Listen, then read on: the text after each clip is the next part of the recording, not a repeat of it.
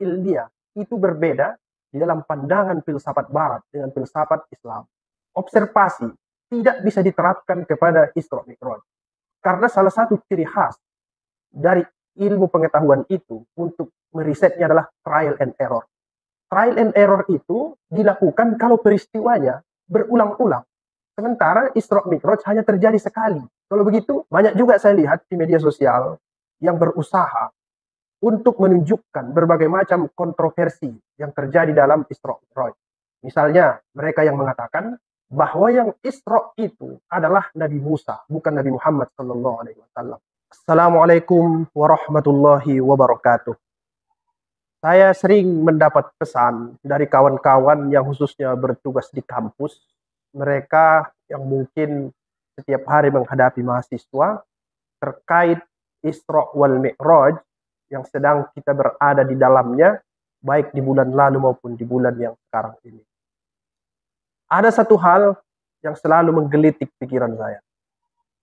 Kawan-kawan ini mengatakan bahwa Isra Mi'raj itu harus dijelaskan secara ilmiah. Kita sepakat dengan itu. Tapi tahukah kita bahwa yang disebut ilmiah itu berbeda di dalam pandangan filsafat barat dengan filsafat Islam. Profesor Mulyadi Kartanegara banyak menjelaskan tentang hal itu.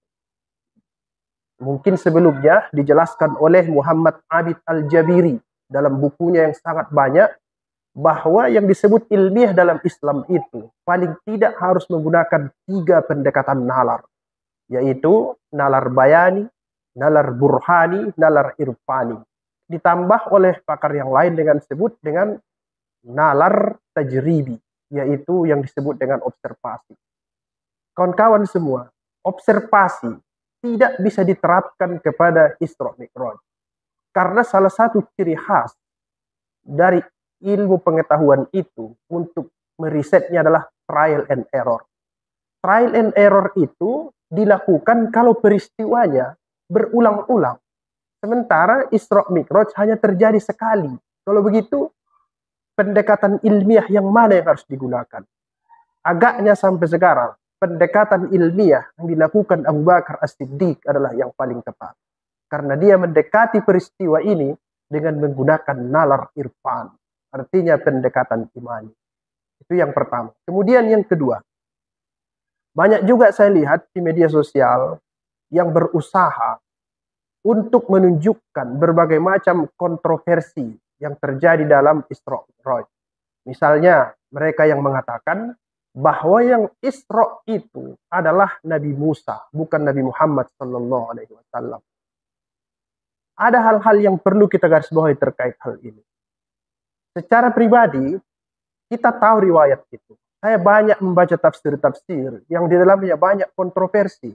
Tapi persoalannya, kawan-kawan, bukan untuk sebagaimana kita jelaskan kontroversi-kontroversi itu. Tapi yang perlu kita lihat, bagaimana keadaan masyarakat yang kita hadapi. Saya berceramah di depan anak-anak sekolah. Tidak mungkin saya jelaskan Isra Mi'raj itu secara serius. Karena Nabi juga berpesan, khotibid nasa ala qudrati uqulihim. Berbicaralah kepada manusia itu sesuai dengan tingkat kecerdasan mereka. Banyak di tafsir-tafsir yang kontroversial, tidak perlu kita jelaskan ke masyarakat.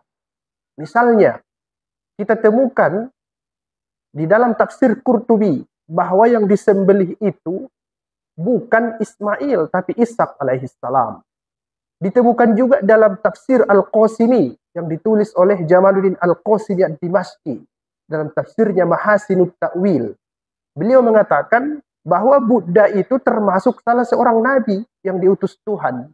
Begitu juga dalam tafsir Al-Mizan yang ditulis oleh Muhammad Hussein Tabatabai, bahwa ketika menafsirkan summa ba'atsnakum min ba'di mautikum, kemudian kami bangkitkan kamu setelah mati, yang dimaksud adalah Imam Syiah yang ke-12. Itu banyak kontroversi. Begitu juga dalam tafsir-tafsir yang lain. Waktu disebutkan bahwa ibu Nabi Musa mendapatkan wahyu, mereka mengatakan bahwa itu adalah nabi, artinya ada nabi perempuan. Tapi ini semua saya kira tidak saatnya kita sampaikan ke masyarakat umum. Ada tempat yang tepat untuk setiap hal-hal yang harus kita sampaikan. Dan ada juga saya lihat beberapa media sosial kita untuk bahwa Isra Mi'raj itu harus diuraikan secara serius, harus diuraikan secara sempurna. Artinya, saya berkesimpulan bahwa kita lihatlah di mana kita berbicara. Bukan kita tidak tahu ilmu yang seperti itu, tapi yang lebih penting untuk diketahui adalah siapa masyarakat yang kita hadapi. Sebab itu kawan-kawan semua, kalau mau berdiskusi tentang hal yang seperti itu, lebih bagus kita buat di wilayah-wilayah yang privat. Mungkin kita akan berargumen, kalau begitu kapan masyarakat kita ilmunya meningkat? Saya berpandangan, masyarakat kita ini yang mereka butuhkan dari agama ini saat ini, bukan hanya peningkatan ilmu pengetahuan, tapi yang lebih penting, bagaimana supaya agama ini bisa mendatangkan ketenangan.